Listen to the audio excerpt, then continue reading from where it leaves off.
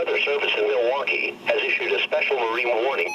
Lake Michigan nearshore and open waters to mid-lake from Sheboygan, Wisconsin to Port Washington, Wisconsin until 1:15 a.m. At 11:41 p.m., a strong thunderstorm located 7 nautical miles west of Sheboygan, moving east at 25 knots.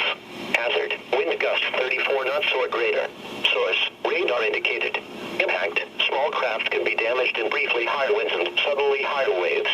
The strong thunderstorm will remain over mainly open waters. Mariners can expect gusty winds, high waves, dangerous lightning, and heavy rains. Boaters should seek safe harbor immediately until this storm